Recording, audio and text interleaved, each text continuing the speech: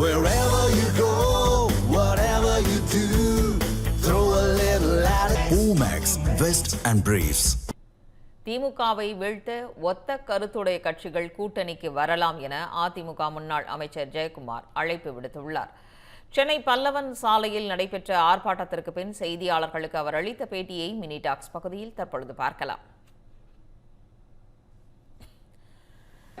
தேர்தல் காலத்தில் பொய்யே மூலதனமாக கொண்டு பொய்யே வாழ்க்கையாக கொண்டு பொய்யிலே வாழ்ந்து கொண்டிருக்கும் திரு மு.க. ஸ்டாலின் தேர்தல் காலத்தில் வாக்குறுதிகள் அளித்ததை நிறைவேற்றாமல் இருந்த அந்த நிலையை கண்டிக்கின்ற வகையில் குறிப்பாக அரசு ஓய்வூதிய திட்டம், அந்த ஓய்வு திட்டம் என்பது ஆட்சிக்கு வந்த 100 நாட்களிலே தொழிலாளர் தோழர்களை கான்ட்ரிபியூட்டரி பென்ஷன் ஸ்கீமிலிருந்து ஓல்டு பென்ஷன் ஸ்கீம் பழைய ஓய்வு திட்டத்துக்கு மாற்றுவோம். அரசு ஊழியர்களாக அவர்கள் அறிவிப்போம். அது மட்டுமில்லாமல் நிலுவைத் தொகைகள் அத்தனையுமே ஒரு பாக்கி இல்லாமல் கொடுப்போம். அது மட்டுமில்லாமல் காலி பணியிடங்களை உடனடியாக நிரப்புவோம் என்று சொல்லி இப்படி திரைப்படத்தில் வர்ற வசனங்களைப் போல வசனங்களை அள்ளி அள்ளி விட்டு வாக்குறுதிகளை சொன்னார்கள் ஒழிய எந்த வாக்குறுதியும் அவர் நிறைவேற்றவில்லை.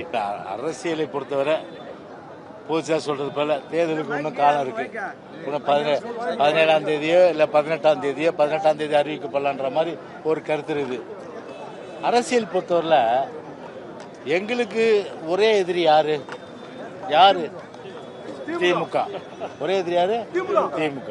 அப்ப திமுக வீழ்த்துனா திமுக வீழ்த்துகின்ற அந்த ஒத்த கட்சிகள் எங்கள் தலைமை ஏற்றுக்கொண்டு வருவதன் மூலம்தான் திமுகவுக்கு வீழ்த்த முடியும். இதுல நாங்க உறுதியா இருக்கிறோம்.